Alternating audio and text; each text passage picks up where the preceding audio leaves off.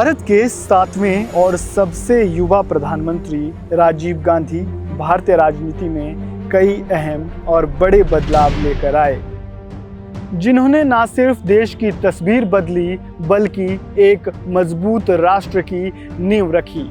आज भारत के उसी प्रधानमंत्री की जयंती है, तो चलिए आज आपको राजीव गांधी के उन फैसलों से रूबरू करवाते हैं जिन्होंने 21वीं सदी के आधुनिक भारत की नींव रखी थी।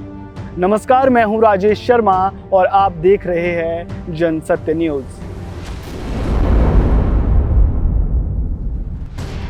20 अगस्त 1944 को मुंबई में जन्मे राजीव गांधी राजनीति में नहीं आना चाहते थे, लेकिन हालात ऐसे बने कि वो राजनीति में आए और देश के सबसे युवा पीएम के रूप में उनका नाम दर्ज हो गया।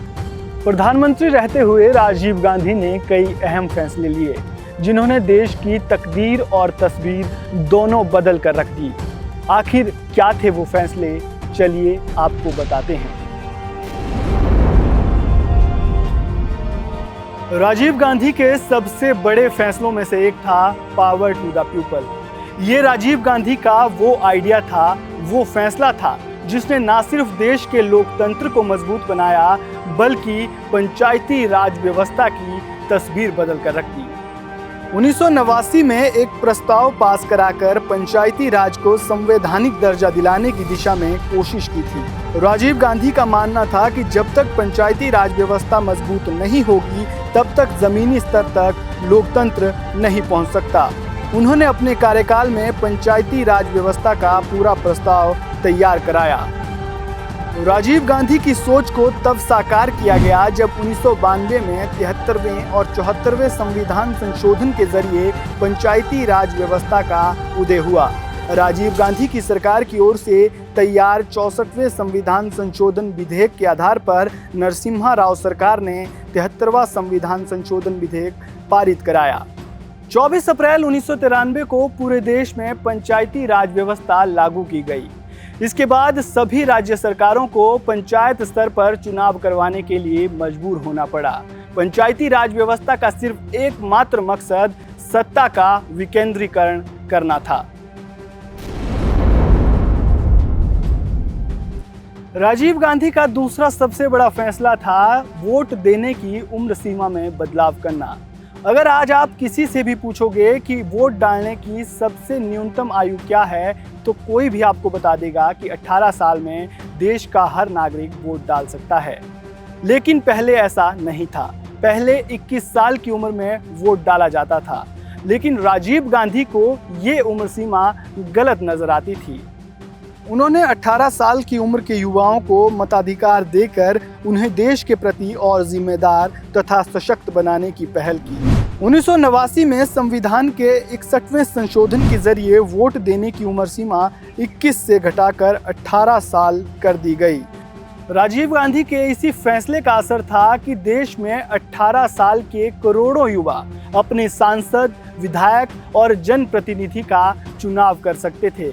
उनके अधिकार ने युवाओं को अपनी जिम्मेदारी और मूल्यों का एहसास करवाया था।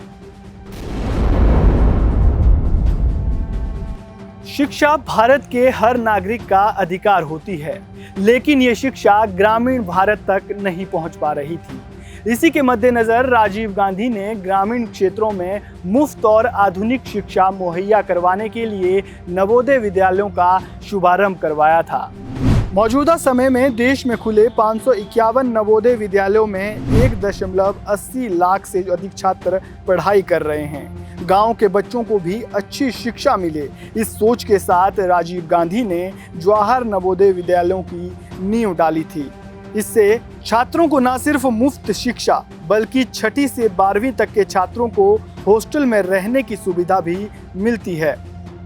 राजीव गांधी ने प्रधानमंत्री बनने के बाद देश की व्यवस्था में काफी बदलाव लाने का काम किया था। राजीव सरकार ने शिक्षा मंत्रालय को मानव संसाधन विकास मंत्रालय में तब्दील किया था और पीवी नरसिम्हा राव को इस मंत्रालय की कमान सौंप दी गई। उनकी सरकार ने 1986 में पूरे देश में शिक्षा नीति लागू करवाई, जिसके तहत पूरे देश में शिक्षा का आधुनिकीकरण और विस्तार हुआ। आज के दौर में मोबाइल और कंप्यूटर हमारे जीवन का अहम हिस्सा बन चुके हैं।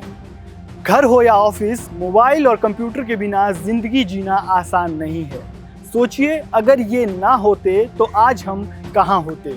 जो काम आज हम मिनटों में पूरा कर रहे हैं वो हमें घंटों में पूरा करना पड़ता, और ये सब मुमकिन हो पाया है तो राजीव गांधी की वजह से। भारत में कंप्यूटर और विज्ञान के प्रयोग और प्रसार का श्रेय राजीव गांधी को ही जाता है। उनका मानना था कि युवा पीढ़ी कंप्यूटर और विज्ञान के जरिए ही आगे जा सकती है। राजीव गांधी जब पीएम थे तो उन्होंने विज्ञान और टेक्नोलॉजी के लिए सरकारी बजट को बढ़ाया, और उनकी इस पहल के जरिए ये कोशिश थी कि देश का हर नागरिक कंप्यूटर चलाना सीख सके और देश का हर नागरिक कंप्यूटर का प्रयोग कर सके, ताकि वो तकनीक की दुनिया में भी अपना लोहा मनवा सके। राजीव गांधी ने प्रधानमंत्री रहते हुए 1989 में सरकारी कर्मचारियों के लिए हफ्ते में 5 दिन काम करने का प्रावधान लागू किया। इसके पीछे उनका मकसद लोगों को आराम देकर सरकारी छुट्टियां कम करने का था। राजीव गांधी ने दफ्तर बंद होने का समय 5 बजे के बजाय शाम 6 बजे कराया, ताकि ज्यादा से ज्यादा काम हो सके, और इसके बदले उन्होंने सरकारी कर्मचारियों को हफ्ते में 2 दिन शनिवार और रविवार को अवकाश दिया, जिसका फायदा आज भी सरकारी कर्मचारी उठा रहे हैं। ये राजीव गांधी के वो अहम फैसले थे जिन्होंने 21वीं सदी के आधुनिक भारत की नींव रखी थी, जिसका फायदा आज हम और आप उठा रहे हैं। इस रिपोर्ट में आज के लिए फिलहाल इतना ही। अगर आपको ये रिपोर्ट पसंद आई हो तो इसे लाइक करें, शेयर करें और हमारे चैनल को ज़रूर सब्सक्राइब करें। धन्यवाद।